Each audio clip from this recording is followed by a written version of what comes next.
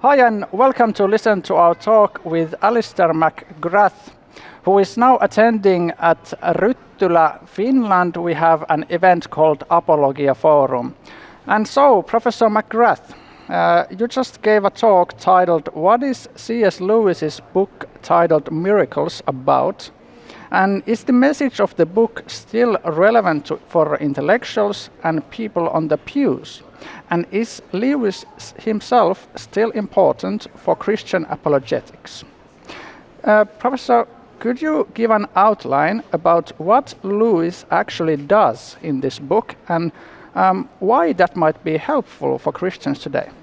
Well, I think in this book, Miracles, Lewis is talking about why we have this suspicion of miracles. Where is that coming from? Because certainly if you read the New Testament, people are surprised by miracles, but they don't say, this can't have happened. They just say, this is very significant. And one of the points that Lewis makes in this book, Miracles, is that we've had a cultural change, which means, in effect, that we live in a naturalist worldview, which makes us think miracles can't happen, and that's the end of it. So in effect, by definition, a miracle is simply something that cannot happen.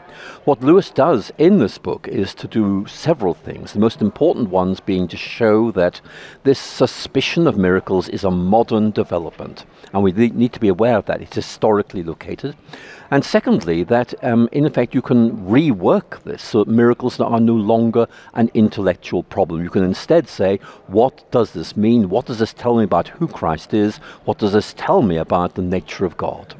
Wow, that's very interesting. And you also said in your talk, in the spirit of Bertrand Russell, that Hume's empiricism is insufficient to establish natural laws, and thus Hume's basic assumption behind his critique of miracles is unprovable by his own empiricism. Could you explain that observation to our viewers?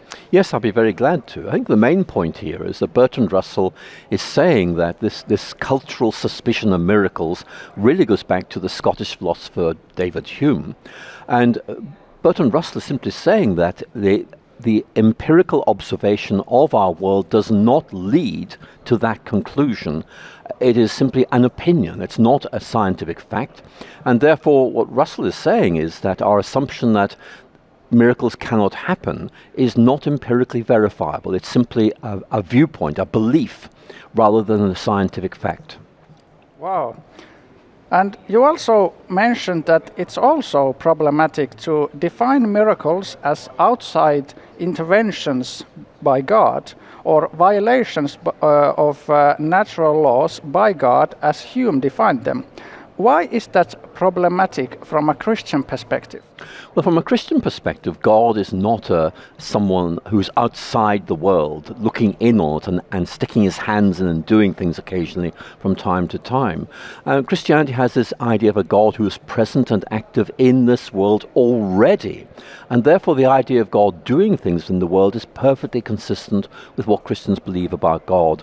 And so in many ways what Bertrand Russell is just saying is that Hume's approach is unscientific. I would go further and say that the Christian vision of God is a God who is in nature already, is present there, and is doing things to work out his nature, including the desire to save people. So God acts in nature already.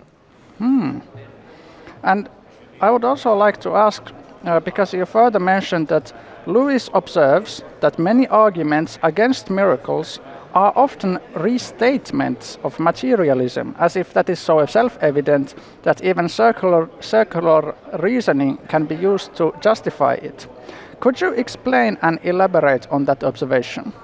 Well, I think the point that's being made here is that we are locked into a circular way of thinking, which is miracles can't happen, therefore miracles don't happen, therefore miracles can't happen. In other words, it's simply an interconnected series of beliefs which we mistakenly assume validate each other. And what Lewis is saying is we need to break free from this. We need to realize that we are simply bringing a set of assumptions to thinking about miracles which are culturally conditioned, and that there are other ways of looking at. And what Lewis does in this book is to say we need to allow that these extraordinary things do happen. In many ways, the important thing is how we understand them and what conclusions they lead us to. That's very good points. And you mentioned about God's indwelling in the material world, in this created universe. What about Newton's question that you mentioned? What if something miraculous happens so often we regard it as normal? How could an ordinary Christian apply Newton's insights into his or her own life? Well, I think a very good example is provided by the image of a seed. Now, that's a very, very common New Testament image.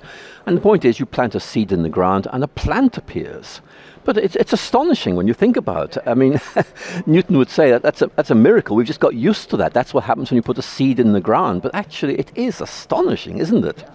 And so in many ways, I think Lewis is inviting us to look at nature and just appreciate how many remarkable things like that happen. And we might not use the word miraculous to refer to them, but certainly they are astonishing. They're really interesting. Applying that to ourselves, we need to be aware, I think, that the human body is miraculous in many ways. It's astonishing the way it works so well. So the basic point to be made here is that a miracle isn't necessarily something that's unusual, happens only once. Very often things happen all the time. But when you think about them, you realize these are actually very, very strange and very exciting and very extraordinary. We've just got used to them. Wow, they are indeed. And as for our final question, you mentioned early in your talk when explaining Lewis's thoughts that in order to live authentic lives, we need more than materialism. Professor McGrath, what is an authentic life, an authentic way of living? Well, I think each of us finds our way to, our own distinct understanding of what is authentic, which reflects who we are. But I think from a Christian perspective, there's all about realizing that even though we are quite small and very often very foolish, God is able to take us and use us. Very often we worry, are we of any importance to anyone? The Christian faith says you certainly are. Relax, you matter. And thirdly, is there anything special we can do to really make this world a better place? And again, Christianity is filled with this idea of having a calling, having a mission, doing something special for God. And so in many ways, Christianity, to me, enables us to live this meaningful life, which doesn't just bring meaning to us, but actually helps us do some good things in the world, both as an act of service to God, but also because we feel this expresses the kind of person we've become. We want to help people and make this world better. Professor McGrath, thank you for the interview. It's a pleasure. Thank you for having me.